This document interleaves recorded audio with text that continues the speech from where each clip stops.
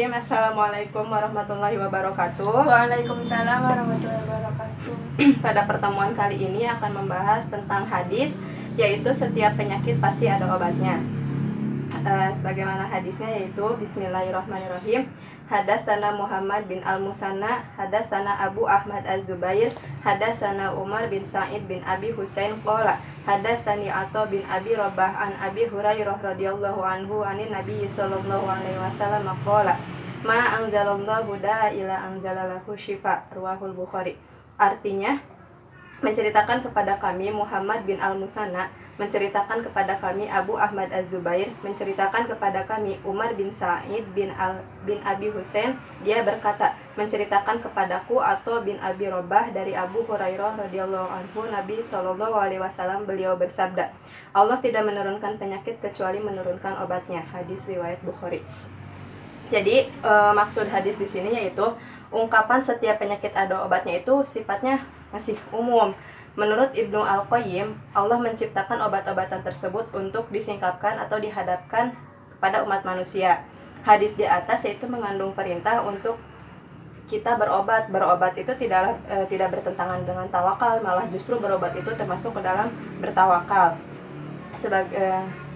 Terus oleh karena itu Rasulullah juga menyatakan kesembuhan dari setiap penyakit itu bergantung dari kecocokan si obatnya. Jadi nggak asal-asalan gitu ngasih obatnya, juga tergantung dengan penyakitnya. Karena setiap ciptaan Allah itu pasti ada lawan kebalikannya, maka setiap penyakit juga pasti akan ada obatnya. Baik, cukup sekian untuk hari ini. Kurang lebihnya mohon maaf. Wassalamualaikum warahmatullahi wabarakatuh. Waalaikumsalam warahmatullahi wabarakatuh.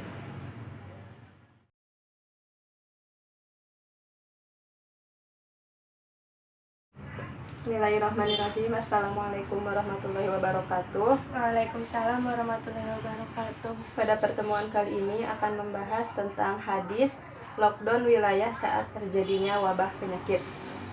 Hadisnya yaitu Bismillahirrahmanirrahim. Hadatsana Hafs bin Umar, hadatsana Syu'bah qala akhbarani Habib bin Abi Thabit qala sami'tu Ibrahim bin Sa'id qala sami'tu Asamah bin Zaid yuhadis Sa'dan ani Nabi sallallahu alaihi wasallam annahu qala idza sami'tum bit-ta'un bi ardi fala tadkhuluha wa idza waqa'a bi ardi wa antum biha fala takhruju minha, rawahul Bukhari. Yang artinya, menceritakan kepada kami Hafs bin Umar, menceritakan kepada kami Syu'bah, ia berkata, mengabarkan kepadaku Habib bin Abi Thabit, ia berkata, aku mendengar Ibrahim bin Sa'ad, ia berkata, aku mendengar Usamah bin Zaid menceritakan dari Nabi Muhammad SAW bahwasanya beliau bersabda, jika kamu mendengar wabah di suatu wilayah, janganlah kalian memasukinya, dan jika terjadi wabah di tempat kamu berada, maka jangan tinggalkan tempat itu. Hadis riwayat Bukhari. Jadi maksud di hadis ini yaitu perintah untuk mengisolasi diri atau mungkin istilahnya lockdown gitu ya. Jadi sudah ada pada zaman Nabi. Nah, jadi pada zaman dahulu juga di suatu kaum atau komunitas itu terjangkit suatu wabah penyakit yang bernama taun.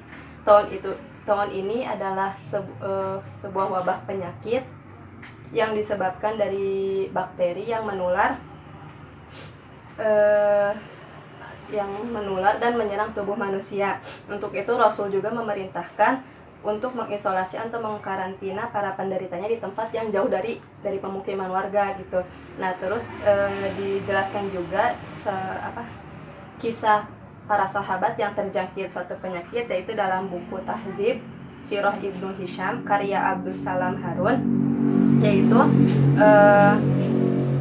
para sahabat yang terjangkit wabah, yaitu ada sahabat Abu Bakar, Amir bin Fuhairah, dan Bilal. Ketiganya ini tinggal di dalam satu rumah. Nah, ketiga sahabat Nabi ini mengalami demam yang sangat tinggi sehingga mereka tidak sadar dengan apa yang mereka ucapkan. Nah, setelah mendengar cerita tersebut, Nabi kemudian berdoa kepada Allah untuk meminta kesembuhan kepada ketiga sahabatnya ini. Nah, baik, cukup sekian.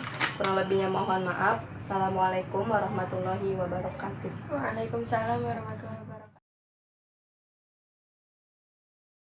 Bismillahirrahmanirrahim. Assalamualaikum warahmatullahi wabarakatuh. Waalaikumsalam warahmatullahi wabarakatuh. Pada pertemuan kali ini akan membahas tentang hadis, yaitu hadis tentang karantina orang yang sakit. Sebagaimana hadisnya yaitu akan dibacakan. Bismillahirrahmanirrahim. Qala Abu Salamah bin Abdurrahman sami'tu Abu Hurairah anin Nabi sallallahu alaihi wasallam qala la turidul mumridu alal musih, rawahul Bukhari. Yang artinya, Abu Salamah bin Abdurrahman berkata, aku mendengar Abu Hurairah dari Nabi Muhammad sallallahu alaihi wasallam, beliau bersabda, janganlah kalian mencampur baurkan yang sakit dengan yang sehat. Hadis riwayat Bukhari. Jadi maksud hadis ini yaitu sama seperti hadis yang kemarin tentang anjuran untuk lockdown atau isolasi atau karantina juga bisa termasuk. Jadi Rasulullah juga menganjurkan untuk isolasi bagi yang sedang sakit dengan yang sehat agar penyakit yang dialaminya tidak menular. Jadi mengkarantinakan yang sakit terpisah jauh dari pemukiman atau dari suatu yang banyak orangnya gitu, biar tidak terjadi penularan penyakit kepada yang lainnya juga, jadi supaya dicegah gitu. Nah, dengan demikian penyebaran wabah penyakit yang menular juga dapat dicegah dan diminimalisasi dengan cara yaitu mengkarantina orang yang sakit. Jadi untuk sementara dijauhkan dulu gitu. Dan juga untuk kepentingan yang lainnya juga. Dan juga Nabi sangat mendorong umatnya untuk mematuhi praktik higienis dan hidup sehat seperti yang disebutkan dalam hadis, yaitu kesucian itu sebagian dari iman. Jadi Nabi juga sangat mendorong umatnya untuk melakukan atau membiasakan hidup dengan bersih, yaitu diantaranya menjaga kesucian. Nah, diantara menjaga kesucian itu dengan cara kita sering mencuci tangan atau seringnya kita berwudu. Tuh. Jadi cukup sekian, kurang lebihnya mohon maaf. Assalamualaikum warahmatullahi wabarakatuh. Waalaikumsalam warahmatullahi wabarakatuh. Bismillahirrahmanirrahim. Assalamualaikum warahmatullahi wabarakatuh. Waalaikumsalam warahmatullahi wabarakatuh. Pada pertemuan kali ini akan membahas tentang hadis, yaitu setiap penyakit menular adalah takdir dan kehendak Allah. Bismillahirrahmanirrahim. Hadatsani Abdullah bin Muhammad, hadatsana Hisham bin Yusuf, akhbarna Muammar an Zahri an Abi Salamah an Abi Hurairah radhiyallahu anhu qala Nabi sallallahu alaihi wasallam la adwa wala safar wala hamah, rawahul Bukhari. Artinya, menceritakan kepadaku Abdullah bin Muhammad, menceritakan kepada kami Hisham bin Yusuf, mengabarkan kepada kami Muammar dari Zuhri dari Abu Salamah dari Abu Hurairah, ia berkata Rasulullah SAW bersabda, tidak ada adwa atau penyakit menular dan tidak ada safar atau kesialan di bulan Safar dan tidak ada juga hama atau burung hantu. Hadis riwayat Bukhari. Jadi maksud dari hadis ini yaitu tidak ada satu peristiwa terjadi dengan sendirinya gitu tanpa kehendak Allah. Jadi setiap peristiwa apapun atau kejadian apapun juga itu sudah termasuk itu sudah menjadi kehendak Allah atau takdir dari Allah gitu.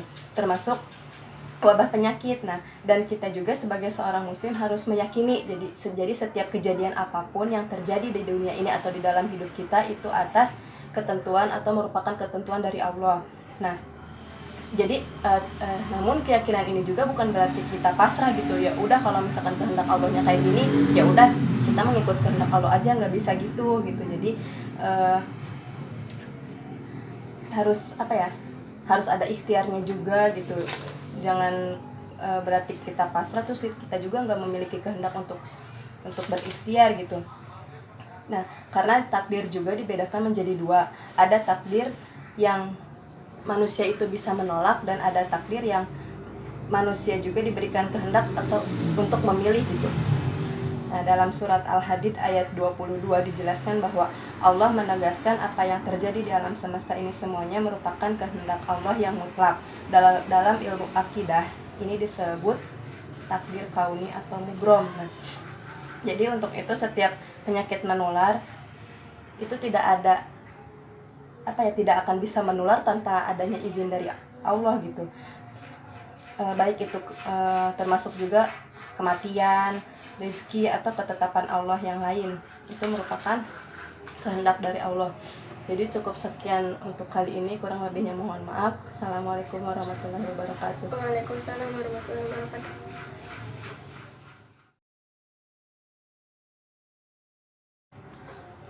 Bismillahirrahmanirrahim. Assalamualaikum warahmatullahi wabarakatuh. Waalaikumsalam warahmatullahi wabarakatuh. Pada kesempatan kali ini akan membahas tentang hadis, yaitu wabah adalah rahmat bagi orang-orang mukmin. Bagaimana hadisnya, yaitu Bismillahirrahmanirrahim. Hadatsana Ishaq akhbarna Habban, hadatsana Daud bin Abi Furat, hadatsana Abdullah bin Buraidah an Yahya bin Ya'mar an Aisyah zaujin Nabi sallallahu alaihi wasallam annaha akhbarnahu annaha sa'altu Rasulullah sallallahu alaihi wasallam anit ta'un fa akhbaraha Nabi sallallahu alaihi wasallam annahu kana ada yab'atullah ala man yasha faja'alahullah rahmatan lil mu'minin falaisa min 'abdi yaqa'ut ta'un fayamkasu fi baldihi sabira ya'lamu annahu lam yusibahu ila ma kataballah lahu innakana lahu mithla ajri syahid. Rawahul Bukhari. Yang artinya menceritakan kepada kami Ishaq, mengabarkan kepada kami Habban, menceritakan kepada kami Daud bin Abi al-Furat, menceritakan kepada kami Abdullah bin Buraidah dari Yahya bin Ya'mar dari Aisyah istri Nabi Muhammad sallallahu alaihi wasallam. Ia memberitahunya bahwa dirinya pernah bertanya kepada Rasulullah perihal ta'un atau wabah penyakit. Lalu Nabi memberitahunya, dahulu ta'un adalah siksa yang dikirimkan Allah kepada siapa saja yang dikehendakinya. Lalu Allah menjadikannya rahmat bagi orang-orang mukmin.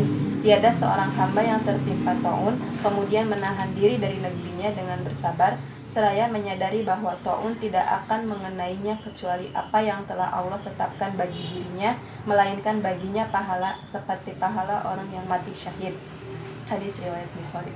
Nah, jadi maksudnya setiap wabah adalah rahmat bagi orang mukmin, yaitu apabila si orang mukmin ini menyikapinya dengan berikhtiar, melakukan langkah-langkah antisipasi dan mencari obat, kemudian bersabar. Nah, jadi bersabar mengharapkan balasan dari Allah serta yakin bahwa tidak ada satupun terjadi di luar kuasa dan takdir Allah. Nah, jadi wabah penyakit ini bisa menjadi rahmat bagi kita atau bagi orang-orang mukmin apabila kita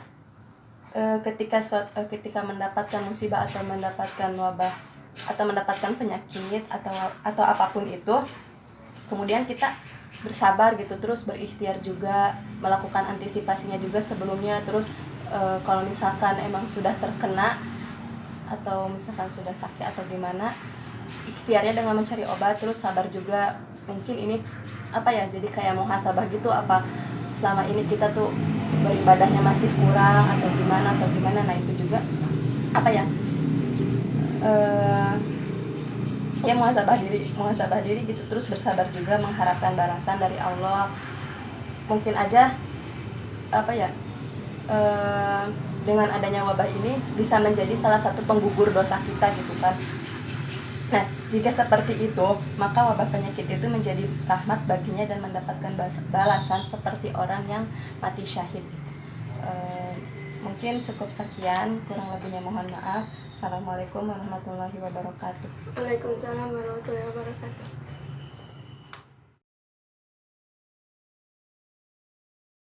Bismillahirrahmanirrahim. Assalamualaikum warahmatullahi wabarakatuh. Waalaikumsalam warahmatullahi wabarakatuh. Nah, pada pertemuan kali ini akan membahas tentang hadis, yaitu hadis tentang orang-orang yang mati syahid. Bismillahirrahmanirrahim. Hadatsani Zuhair bin Harb, hadatsana Jarir an Suhail an abihi an Abi Hurairah qala Rasulullah sallallahu alaihi wasallam mata'uduna syahid fikum. Qala ya Rasulullah man qutila fi sabilillah fahuwa syahid. Qala inna syahada ummati idza laqalil. Qalu faman hum ya Rasulullah? Qala man qutila fi sabilillah fahuwa syahid wa man mata fi sabilillah fahuwa syahid wa man mata fit ta'un fahuwa syahid wa man mata fil batni fahuwa syahid wal ghariqu syahid. Rawahul Muslim. Yang artinya, menceritakan kepadaku Zuhair bin Harb menceritakan kepada kami Jarir dari Suhail dari ayahnya dari Abu Hurairah, ia berkata, Rasulullah Shallallahu Alaihi Wasallam bertanya kepada sahabatnya, siapakah orang yang mati syahid di antara kalian? Mereka menjawab, orang yang gugur di medan perang, itulah yang syahid ya Rasulullah. Rasulullah kemudian menjawab, kalau begitu sedikit sekali umatku yang mati syahid. Mereka bertanya, lalu siapa saja mereka ya Rasulullah? Nah, kemudian beliau menjawab, orang yang gugur di medan perang itu syahid. Orang yang mati di jalan Allah bukan karena perang juga syahid. Orang yang mati karena tertimpa taun atau wabah penyakit juga syahid. Orang yang mati karena sakit perut juga syahid. Dan orang yang mati tenggelam adalah syahid. Hadis riwayat Muslim. Nah, maksudnya yaitu, jadi secara perlakuan terhadap jenazah, para ulama membagi dua jenis syahid. Yang pertama yaitu orang-orang yang gugur di medan perang dan orang yang meninggal bukan di medan perang. Dua-duanya itu termasuk syahid. Nah, jika orang yang gugur di medan perang, maka si jenazahnya ini tidak dimandikan ataupun disolatkan, jadi langsung dikuburkan atau dimakamkan. Sedangkan orang yang bukan di medan perang, jenazahnya tetap dilakukan seperti jenazah pada umumnya, jadi dimandikan, disolatkan, seperti itu. Nah, orang yang mati syahid terdiri atas 3 jenis. Ada 3 macam orang yang mati syahid. Yang pertama, syahid dunia dan akhirat. Yang kedua, syahid di dunia tapi tidak di akhirat. Yang ketiga, syahid di akhirat tapi tidak di dunia. Nah, Abu Daud meriwayatkan hadis Rasulullah yang menyebut 7 jenis syahadah atau orang yang mati syahid. Yang pertama, ini Abu Daud menyebutkan ada 7 jenis orang yang mati syahid tapi bukan di medan perang. Menurut Abu Daud, yang pertama, orang yang terkena taun atau wabah penyakit. Yang kedua, korban tenggelam. Yang ketiga, yang mati karena sakit lambung. Yang keempat, mati karena sakit perut. Yang kelima, korban terbakar. Yang keenam, korban reruntuhan. Dan yang terakhir, ibu hamil yang gugur dalam persalinannya. Mungkin cukup sekian, kurang lebihnya mohon maaf. Assalamualaikum warahmatullahi wabarakatuh. Waalaikumsalam warahmatullahi wabarakatuh. Bismillahirrahmanirrahim. Assalamualaikum warahmatullahi wabarakatuh. Waalaikumsalam warahmatullahi wabarakatuh. Nah, pada pertemuan yang terakhir ini akan membahas hadis tentang taun atau wabah adalah kesyahidan. Hadisnya yaitu Bismillahirrahmanirrahim.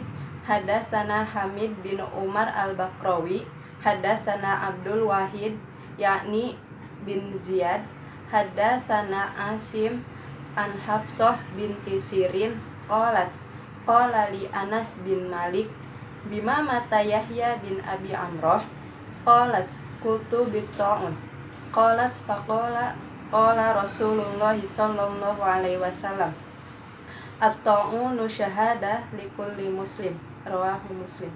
Artinya, menceritakan kepada kami Hamid bin Umar al-Bakrawi, menceritakan kepada kami Abdul Wahid bin Ziyad, menceritakan kepada kami Asim dari Hafsah binti Sirin. Ia berkata, Anas bin Malik berkata kepadaku, Yahya bin Abi Amroh meninggal karena apa?